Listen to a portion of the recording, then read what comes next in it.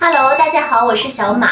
不知不觉呢，做视频已经有1年多的时间了，非常感谢那些订阅还有一直观看我视频的宝宝们，谢谢你们哟。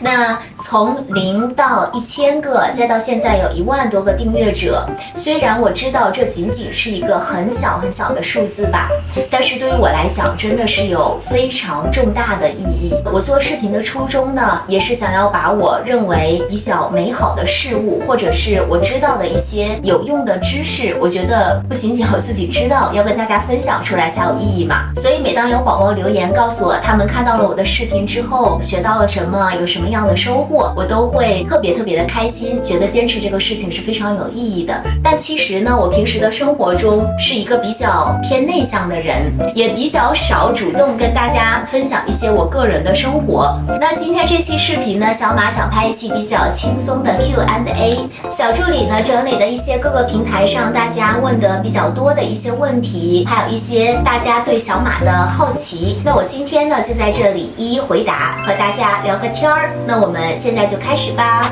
第一个问题，小马好瘦啊，好开心啊！听到这个问题，那大概有多高多重？先说身高吧，对外官方说是1.61米，但实际上的身高是160左右，有的时候量不好呢，可能还会1.59米点几。然后体重呢，大概是从2年半之前吧，就是一直保持在45到46公斤之间的浮动。但是我之前呢是一个小胖子，认识我之前的宝宝都知道，小马还是长得比较圆圆的那种。然后第二个问题，小马是从几岁开始买爱马仕的？这个我记得还是蛮清楚的，是从2012年开始买爱马仕的。当时我几岁？可以不说吗？是吧？当时我几岁？2012年的时候我几岁？27。然后第三个问题，跟刚才好像说小马今年多大？2012年的时候我27岁，那你们自己算算看哈，好不想承认。然后呢，是人生的第一个爱马仕是什么？这个呢，我之前的视频里有提到过，是一个限量款的 Birkin 30，当时从来没有买过爱马仕嘛，就是第一次在专柜遇到，然后也非常的幸运，我记得是零配货就直接把它爆出来了，从此小马的人生就与爱马仕结缘了。那接下来的问题，最喜欢的爱马仕皮质是什么？最喜欢的爱马仕的皮质现在是 Togo 皮，我觉得它平时用起来比较方便，然后又有质感又比较耐磨。最喜欢的包包的颜色，很多颜色其实我都是还是挺喜欢的，会根据当时的心情，然后每天的心情不一样，用的颜色也不一样嘛。普通皮的话呢，我觉得还是比较喜欢金刚色系吧，使用的频率还是比较多的。特殊皮的话，鳄鱼皮的话，我是比较喜欢斑鸠灰这个颜色的，因为有些人会觉得鳄鱼皮比较老气嘛，但是我觉得鳄鱼皮和斑鸠灰这个颜色的搭配，就有一种比较年轻时尚的感觉，它又很低调，然后又很有气质，反正就是特别喜欢。下一个问题，最喜欢的包款。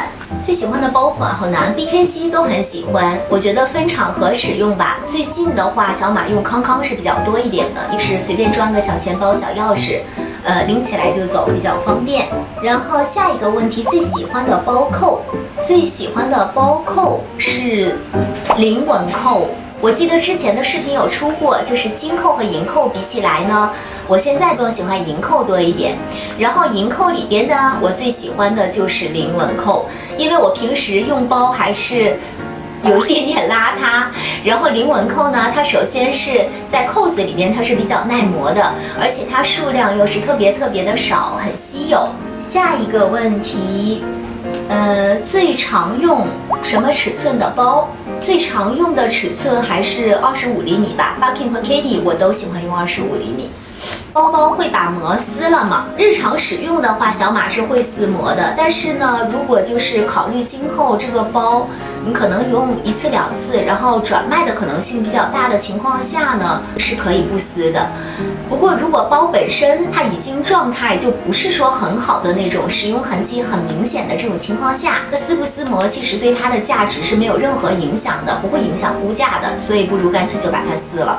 下一个问题，小马手里这些些暗中有升值空间的包，好不容易收起来之后，真的会再卖出去吗？这个问题嘛，我想一下，这个问题比较复杂。市场的这个搜吧，它的市场的价值，它是一直都在变的嘛，所以并没有哪只包呢是我入手的时候就觉得我这辈子绝对不会卖掉，或者这个包等它一涨价我就把它出手之类的。我收藏包的初衷呢，还是基于它的这个收藏价值。这么多年接触爱马仕下来，我也算是阅包无数了吧。